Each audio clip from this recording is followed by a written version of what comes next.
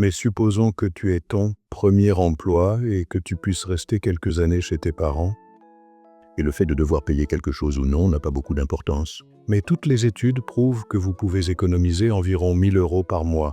Et le reste, tu peux le dépenser. Le même niveau de vie que celui qu'on avait chez nos parents.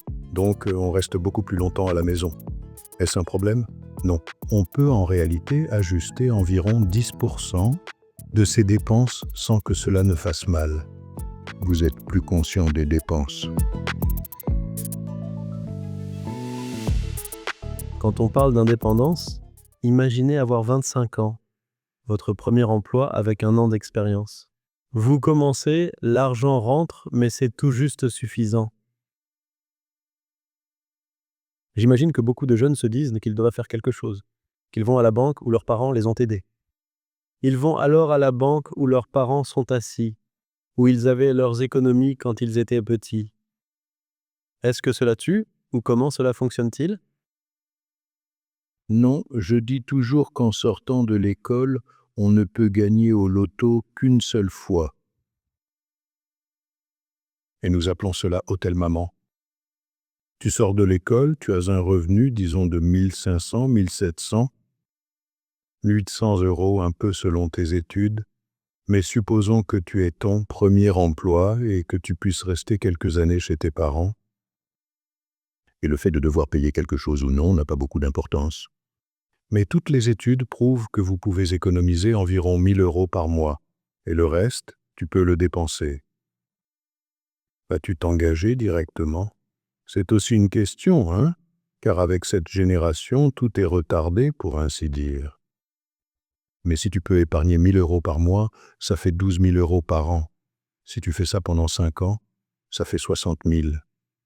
Ton partenaire aussi 60 000, alors vous avez 120 000. Là, vous avancez vite. Disons-le ainsi, si tu es en couple et que tu quittes directement la maison parentale, oui. Ok, alors tu t'es engagé d'une autre manière, car tu commences à payer un loyer.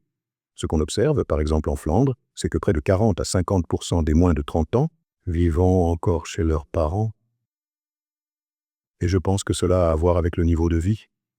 Nous avons été élevés avec de plus en plus de confort, depuis notre enfance, et on veut au minimum conserver le même niveau de vie que celui qu'on avait chez nos parents. Donc, on reste beaucoup plus longtemps à la maison.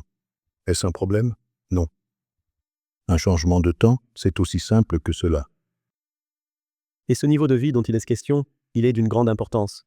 En effet, tout le monde veut s'y tenir, ce qui est logique même quand on vieillit et que l'on veut conserver son niveau de vie.